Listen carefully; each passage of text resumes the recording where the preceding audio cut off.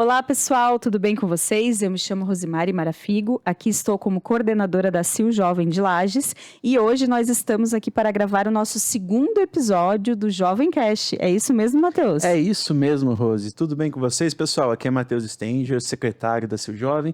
Estou ali com a Rose acompanhando neste episódio. E nós seguimos, então, na nossa ação, né, do mês de maio. Então, todo mês de maio a gente está falando aí sobre o Feirão do Imposto, que é uma ação nacional a nível de CONAGE e também estadual do SEGESC, que é o nosso conselho, onde todos os núcleos de jovens empreendedores estão falando sobre o mesmo assunto, que é o quê? Conscientização sobre a alta carga tributária no nosso país. Então, para isso, a gente tem um convidado muito especial aqui conosco. Então, seja muito bem-vindo, Kevin. Pode se apresentar aqui para nós. Olá, tudo bem, Matheus? Tudo bem, Rose? Agradeço o convite a todo mundo que está nos assistindo. Eu sou Kevin Calbucci, sou advogado tributarista, formado bacharelado em Direito pela Uniplac. Eu já fiz a Escola da Magistratura da ESMAF, que é a Escola da Magistratura Federal do Rio Grande do Sul. Estudei com os desembargadores da Lava Jato. Eu ingressei na política recentemente, na última eleição de 2024, eu participei como candidato a vereador, fazendo 967 votos, e após o meu desempenho, fui convidado para fazer parte do colegiado da prefeita Carmen Zanotto, como coordenador executivo do PROCON aqui de Lages. Kevin, vamos falar um pouco ali, começando pelo básico, né? Por que tem esse mito, tem essa fala, talvez não seja mito, seja real, mas por que o Brasil tem uma das cargas tributárias mais altas? Bem, vamos começar pelo básico. A carga tributária é tão alta porque o nosso estado é um estado hoje, que independente que muitas pessoas digam que não é um estado que é inchado. A gente tem muito gasto público. E esse gasto público chega com a arrecadação dos valores lá em Brasília, mas aqui na ponta para nós do município chega muito pouco. Esse dinheiro sofre com muitos gastos, por vezes desnecessários, mas também com muita corrupção.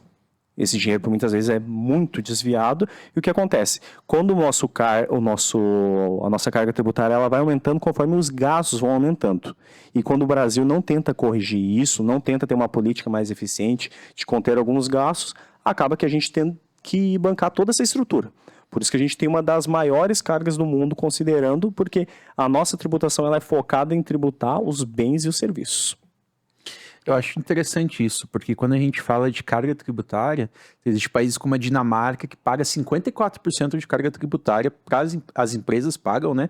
E eles não reclamam, porque a gente vê exatamente aonde que é colocado esse dinheiro. E aqui no Brasil a gente tem grande dificuldade disso, né? Isso eu só acho que mais para frente a gente vai poder explanar um pouquinho melhor. Mas já pegando um link dessa tua fala, Matheus, e para a próxima pergunta já, Kevin, de que o nosso público, né, a CIL Jovem é um núcleo de jovens empreendedores da CIL. Então, a gente é multissetorial, né, a gente tem vários segmentos ali dentro e o nosso foco aqui, né, em toda essa campanha de conscientização é trazer uma linguagem mais direcionada para o empreendedor, para o empresário. Nesse sentido, Kevin, como que essa alta carga tributária impacta no dia a dia o empresário, principalmente média e pequenas empresas aqui na nossa cidade, enfim, mas a nível nacional também? Os impactos, assim, são claros quando a gente começa a ver aquelas pesquisas, né, de quanto tempo uma empresa em média dura no Brasil, né? A gente vê que a maioria das empresas não sobrevive ao segundo ano no país. E menos de 20% delas chegam ao quinto ano. O que acontece é que nunca ninguém vai pegar alguém pelo braço, pela mão e vai ensinar como se deve empreender, como é que é a burocracia, como que é a carga tributária, como que você deve precificar o seu produto para você conseguir pagar o imposto e ainda ter a sua margem de lucro. Isso não acontece. E muitas vezes eu estou operando de forma errada. É uma forma, muitas vezes, que eu aprendi, eu vi na minha cidade, eu vi na minha família, eu não estou pagando imposto da forma correta, chega uma fiscalização e acaba quebrando o meu negócio, porque eu deixei de pagar impostos da forma correta. Então, a conscientização é o primeiro passo. Quando alguém quer empreender, a gente sabe das dificuldades, mas você tem que buscar assessoria. Você tem vários órgãos que também trabalham nesse sentido para estar repassando isso. Inclusive, a gente tem, se eu não me engano, aqui no próprio Sebrae, né, tem até um convênio com a própria OAB, para efetuar, eles recebem algumas horas de consultoria, que é gratuita pelo Sebrae, se eu não estou enganado pelo projeto, né, que pode ajudar nesse encaminhamento até fazer um pré-planejamento tributário para você iniciar suas atividades.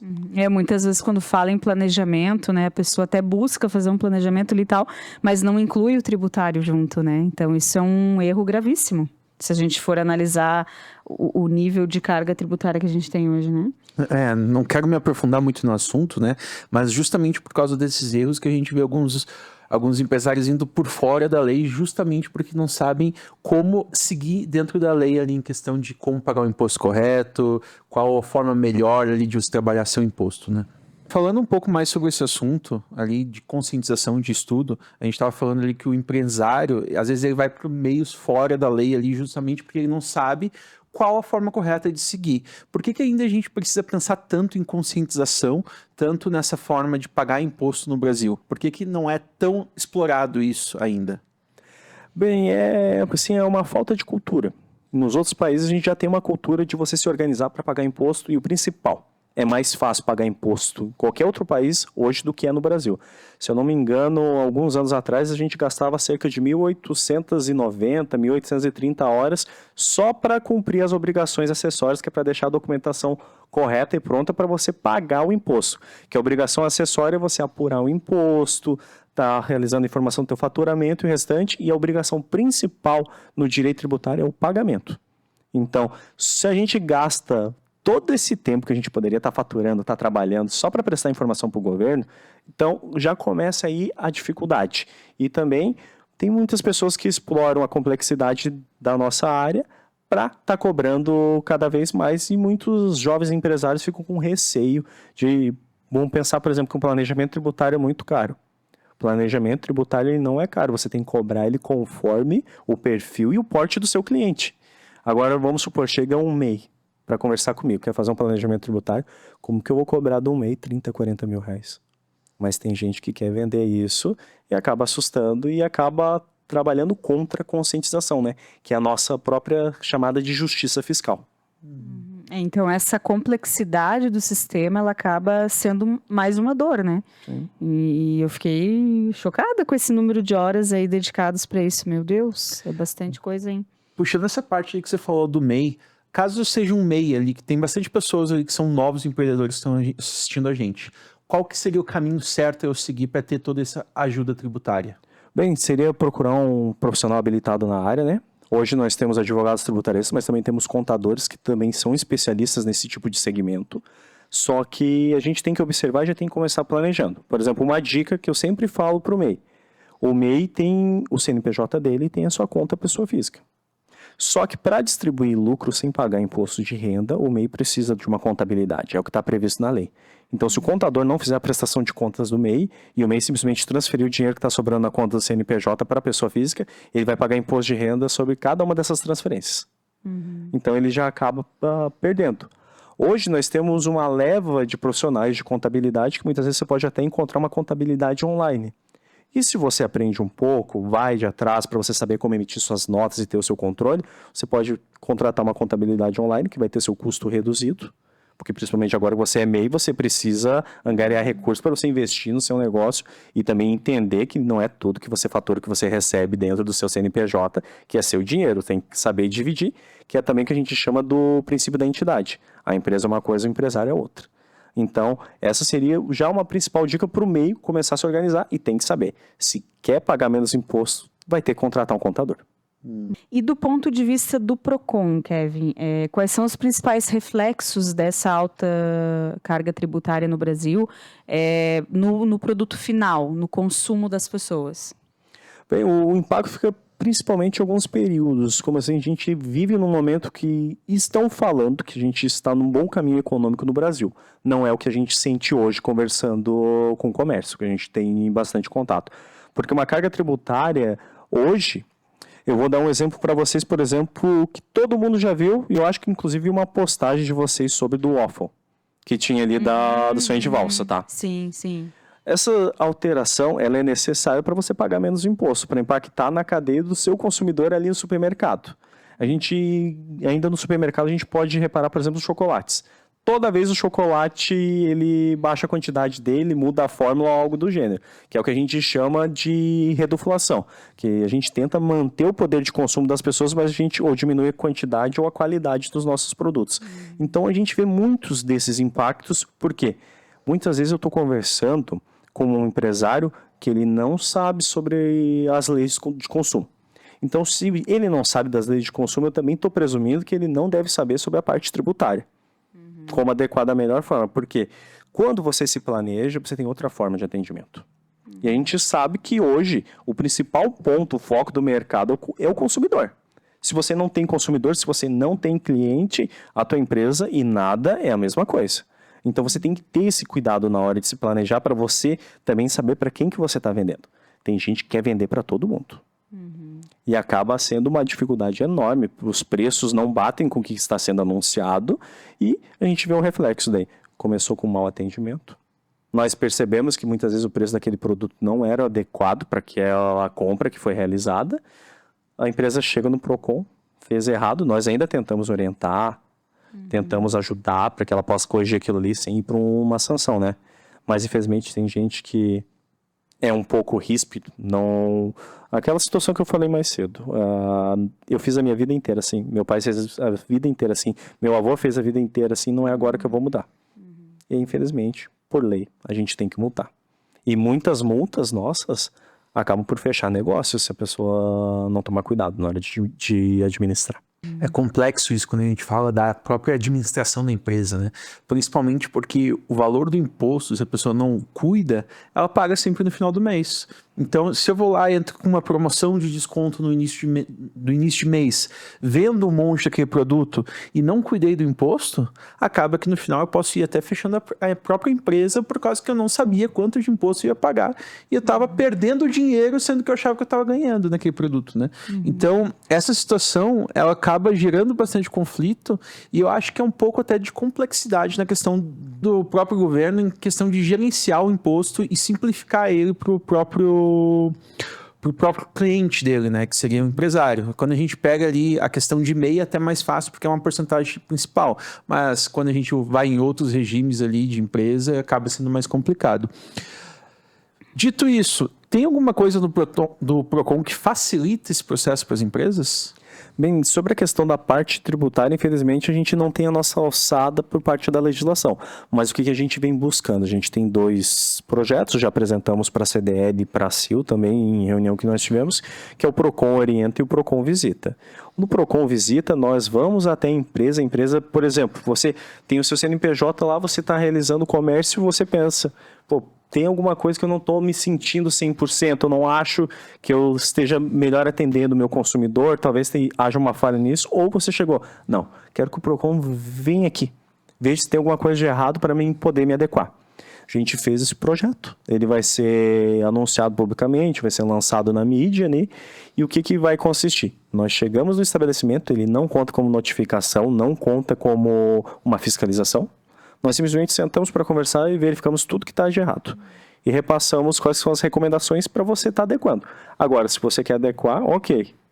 Em outro momento, se chegar uma denúncia, alguma necessidade de fiscalização do Procon, o processo se inicia do zero. Mas a gente traz essa facilidade porque a gente sabe que é difícil. E a gente também não está ali para prejudicar quem ajuda a desenvolver a nossa sociedade, quem ajuda a desenvolver a nossa cidade. A gente tem que também ter a noção no setor empresarial, no setor público, que é o imposto que move a cidade. Então, quando menos arrecada, pior para a cidade.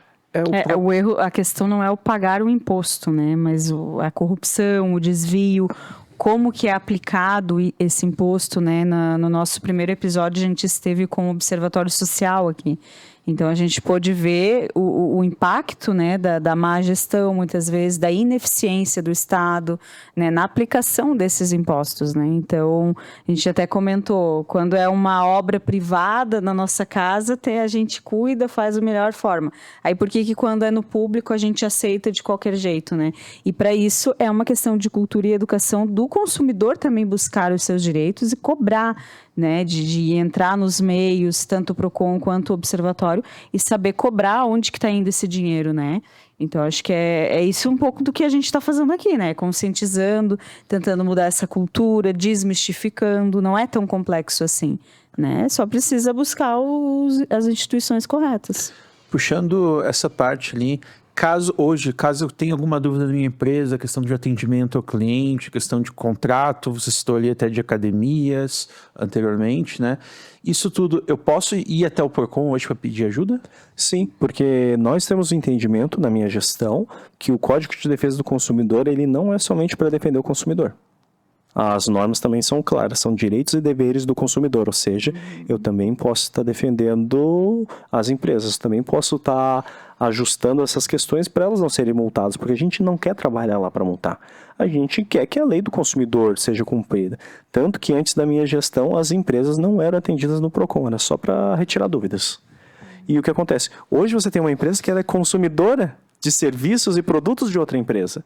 Então, ela se enquadra no que a gente chama da lei que falta muitas vezes a tecnicidade. Por exemplo, vamos citar aqui. A gente entende sobre internet? Para resolver os problemas de fibra, algo do gênero? Não, contratei esse serviço como empresa. A empresa que é especialista. Então, eu tenho uma disparidade com ela que a lei do consumidor ela busca equilibrar. Então, a gente pode atuar dessa forma e a gente tem que estar lá para servir, tem que estar lá para ajudar. Quando mais empresas estiverem trabalhando da forma correta, diminuem as reclamações e vão diminuir as multas que vêm. E o nosso De alguma forma, todos somos consumidores, né? Sim. Em algum momento da vida, alguém vai consumir. Né? Em vários momentos. É bom você ter puxado esse papo, Kevin, porque eu tenho uma dúvida minha também, né? Que é o quê? Hoje em dia a gente, principalmente empresário, a gente vai fazendo vários contratos, né? A gente pega bastante ali a própria fibra ótica ali da internet, a luz, daqui a pouco a gente precisa de um serviço diferente, vai pegando vários serviços, certo? E muitos empresários não leem todos os contratos. Né? Então a gente está lá assinando, entrei numa academia hoje, é só vou lá, assino o contrato, eu não leio o contrato que às vezes tem 17 páginas, 20 páginas um contrato, que acaba sendo até um problema na hora de assinar. Mas eu não li o contrato e eu assinei. E eu vi que tem uma cláusula lá que eu acho extremamente abusiva, sei lá, eu tenho que esperar 2 anos para me rescindir o contrato e se eu rescindir antes eu tenho que pagar uma multa de 80%. Se tem alguma coisa assim, eu vou até o PROCON, converso, como é que funciona? Ou é um contrato, está assinado na pedra e não tem o que fazer? Não, porque muitas vezes quando você já tem um contrato pronto, que a gente chama pela lei de contrato de adesão. Ou seja, ele está pronto para uma contratação em massa. Então, não quer dizer que você anuiu, você concordou com todas as cláusulas que tem ali. E existem cláusulas que são ilegais, que elas são nulas de direito. Não importa que você coloque ali, ela não tem validade. Então, você pode chegar no PROCON e pedir para estar discutindo ali. Nós temos uma lista dessas cláusulas que são indevidas, que são ilegais. E nós notificamos a empresa e informamos, essa cláusula não tem validade, você quer tentar resolver essa situação com o consumidor? Você tem alguma proposta? Você não tem nenhuma proposta, então nós vamos abrir o processo de defesa, você vai ter que passar a se defender. Vai ter que justificar para nós, ao final ali no PROCON, bem o parecer do nosso jurídico para decidir se eu concordo ou não concordo, se eu aplico uma penalidade ou não. A penalidade vai desde a advertência e em caso de reiteração eu posso até fechar o estabelecimento, quando atua dessa forma. Um caso que é muito comum isso daí, eu não sei se a gente pode se aprofundar nisso, mas é o próprio juros e multa por atraso, né?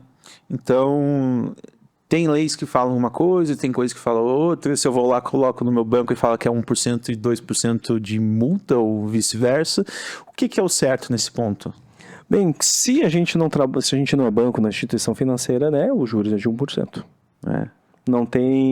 Nós não temos como alterar essa discussão, é o que está previsto em lei. A multa, se não me engano, a multa de mora, ela pode ser até 2%, tá? Que são essas previsões que tem. O que a gente tem muita divergência, por exemplo, é quando você faz carnê. Aqui na cidade, que é um ponto importante para a gente chamar a atenção, porque acima de 10 prestações é tratado como financiamento. Então a gente não tem um controle regrado dos juros que são praticados ali. Cai como instituição financeira. Aí ele tem uma diferença. E essa questão ainda dos juros, ela surgiu no STJ para realizar essa discussão. Por quê? Porque os bancos têm 1/3 dos ministros do STJ apontados. Então é justamente por isso. Complicado, né? Obrigado. Aí a gente sabe que está no Brasil. Sim. Mas vamos seguindo aqui as perguntas, agora entrando um pouquinho na reforma tributária, Kevin, que é um assunto aí polêmico, né, entre os empresários. Muitos a gente vê que tem uma resistência em relação a esse tema, mas de fato, assim, para quem não sabe nada, ou bem pouco como eu, o que de fato muda na prática essa reforma? Bem, ela simplifica o sistema. Você vai entender o que você está pagando de imposto, mas você não vai pagar nenhum centavo a menos de imposto por causa disso. Prometeram reduções, mas isso Não vai acontecer. não. Como eu disse, Mas você ela planta ajuda carochinha. de alguma forma. Ela simplifica. Ela vai ajudar você a ter menos gasto contábil, gastar menos horas para você prestar suas informações. Só que ela traz uma série de complicações também para quem está desatento, tá? Para vocês terem uma ideia, a gente importou um sistema que foi utilizado na Europa. Os nossos estudos que implementaram da reforma tributária falam no Canadá. Só que eu já verifiquei em alguns grupos de estudo que eu participo ali a respeito da reforma tributária, que várias discussões que estão e já estiveram na Europa vão vir para o Brasil. A gente também tem um caso aqui, se vocês me permitirem contar, que ele é emblemático e ele beira o ridículo. Que é das action figures, dos bonequinhos do X-Men. Para vocês terem ideia. Na Europa houve uma grande discussão a respeito dos bonequinhos do X-Men, por quê? O boneco de ação tinha um enquadramento tributário, pagava um tipo de imposto diferente, né? E os que eram considerados humanos, sim, tem essa discussão, os que eram humanos pagavam menos impostos. Então, eles estavam querendo, como os X-Men, no desenho, não são propriamente humanos, Jogar pros action figure. queriam jogar para a carga tributária mais alta. Sim, eles gastaram milhares de euros discutindo isso. E é uma discussão que ela vai vir para o Brasil. Em algo semelhante. Bebê reborn. Bebê reborn. É humano? É humano.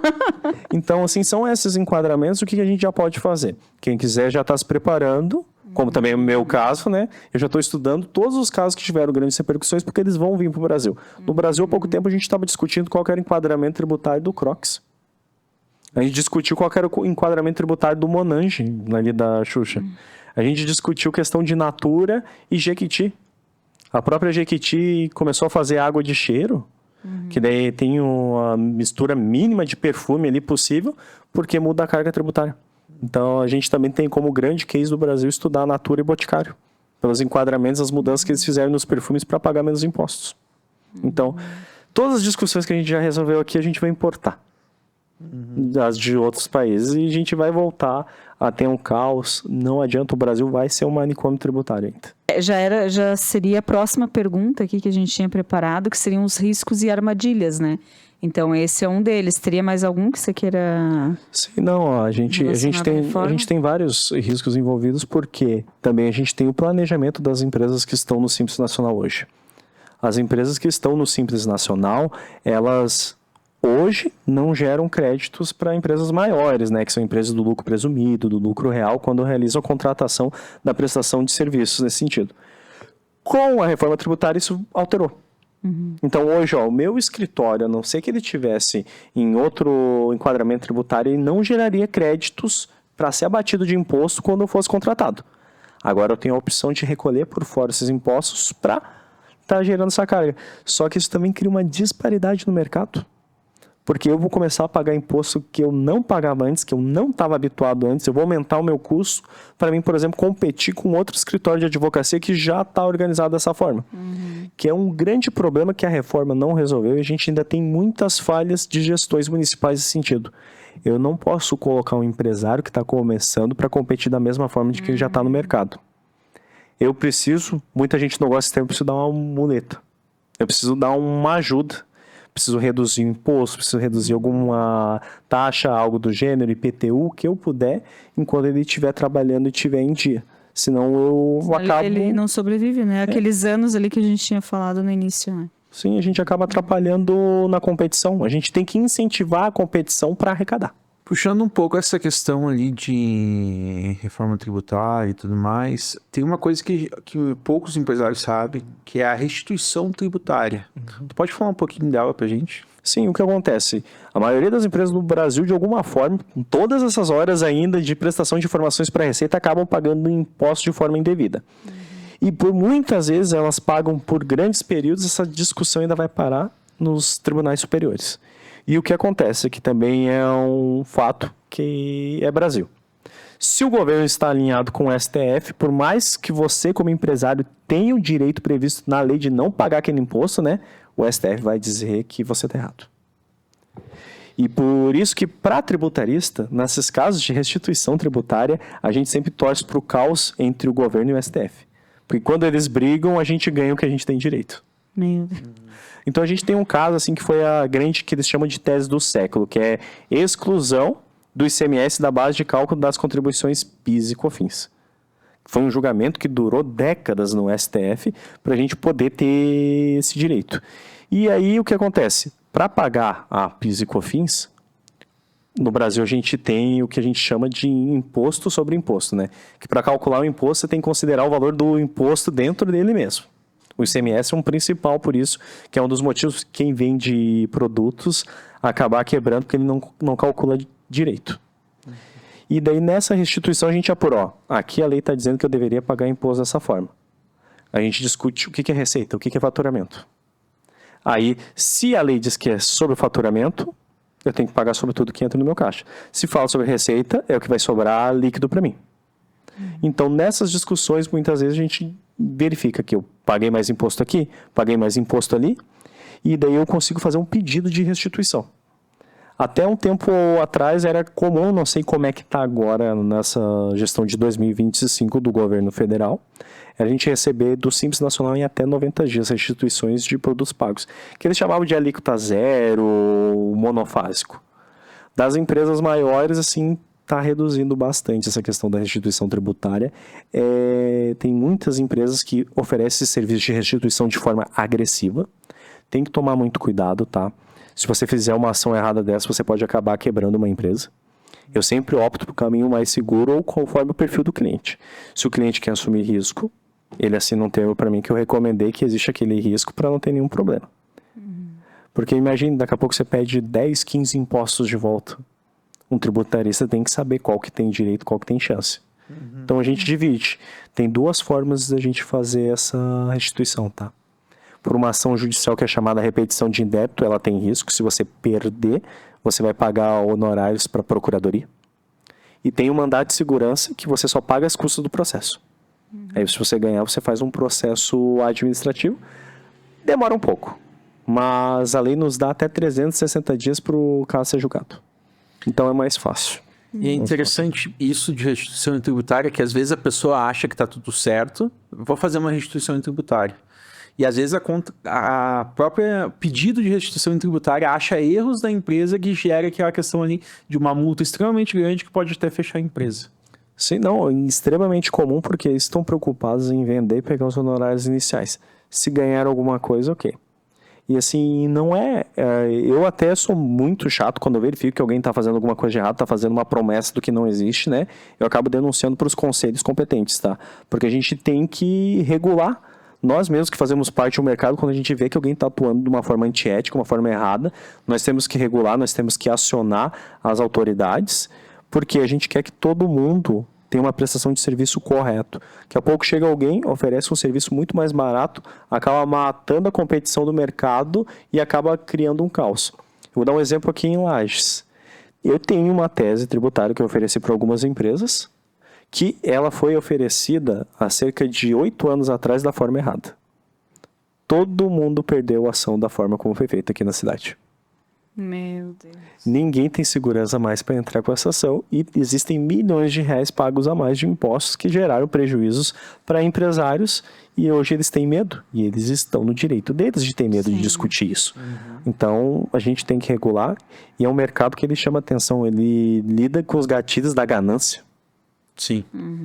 É o mesmo princípio que a aposta, né? Kevin, a gente já está se encaminhando para o final do episódio e eu queria te perguntar para os empreendedores aí que estão nos assistindo, os empresários que assim como nós já estão cansados, né, muitas vezes de pagar impostos, o que você tem a dizer para essas pessoas? Ainda vale a pena empreender no Brasil? Vale a pena empreender no Brasil porque assim, o Brasil, como a gente brincou, é um manicômio tributário, né? E onde existe bagunça, existe oportunidade. Então, é aí que a gente deve investir. Mas sempre procurando pelo menos um mínimo de planejamento para me organizar, para eu saber, buscar uma consultoria, como é que eu vou precificar o meu produto, como é que é o meu cálculo, como é que eu presto as informações, o que eu posso ou não posso fazer, como que eu adequo o meu contrato para atender o meu consumidor também. Tudo isso é necessário, porque quando mais você se previne, mais você vai começando no caminho correto. E aquela coisa, quem começa de uma forma mais certa, ele vai progredir mais rápido.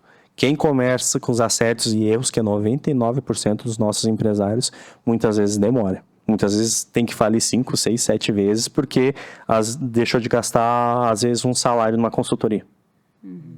Sim. Deixamos, então, um espaço. Primeiro, agradecer, né, a tua disponibilidade, que a gente sabe aí que você está num trabalho bem... A gente estava conversando aqui no off, né? 5 meses aí que vocês assumiram, então a gente está vendo toda a movimentação, o quanto vocês já alcançaram, né, em tão pouco tempo.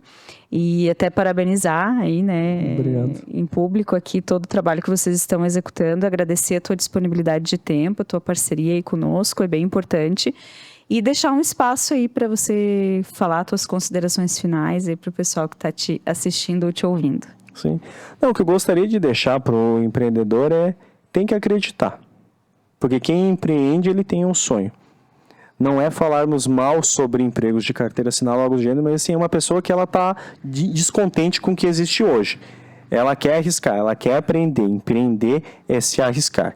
Então, ela tem que buscar se planejar, ela tem que estudar e ela tem que saber que muitas vezes no emprego você tem tua carga horária para cumprir. Na hora que você for empreender são as 24 horas e você tem que entender. É uma jornada árdua, mas é também aquela própria lei que muito coach fala, mas eu vou dizer igual que a própria lei de Pareto, né? Que o 20% do nosso esforço, do que a gente faz, vai dar 80% dos nossos resultados. Então, imagine o quanto que você tem que trabalhar para esse teu 20% dar teu resultado. E a gente vê vários exemplos aqui. Nós temos grandes empreendedores na nossa região. Grandes negócios, assim, e a gente tem que parar e olhar. Se ele conseguiu, não é olhar com inveja de consumo. Eu também posso, eu preciso me organizar, eu preciso estar atento, preciso estar capacitado. E é isso que a gente tem que buscar. Um dos caminhos, por que eu entrei na política, eu quero ajudar, incentivar mais pessoas a empreenderem. Porque a gente não pode simplesmente só depender do poder público, mas o poder público, além de não atrapalhar, que muito diz o nosso governador, né? O poder público não pode atrapalhar, mas a gente também tem que trabalhar para a gente poder ajudar e ser eficiente. Nós queremos grandes negócios, nós queremos aumento de arrecadação, nós queremos que a nossa cidade, a nossa região voe. E eu estou aqui para ajudar nesse sentido. Sair da indignação para ação, né, Kevin? Sim. Então, se envolver, dar a cara e acho que começar a fazer, né? Acho que esse é o ponto. E para isso também tem a Sil Jovem, né? Nossos encontros são todas as terças-feiras, às 12h30 no restaurante Bistrô, você está convidado, né? A gente fala que é a Sil Jovem, mas não é só para jovens, né? Pessoas que estão iniciando os seus negócios serão muito bem-vindos. A gente faz tanto capacitações, desenvolvimento de liderança, e a nossa missão é justamente essa, inspirar jovens a empreender, né? Porque a gente acredita muito nessa causa. E esse foi mais um episódio do Jovem Cash. Até a próxima. Até a próxima, pessoal. Tchau, tchau. Tchau, gente.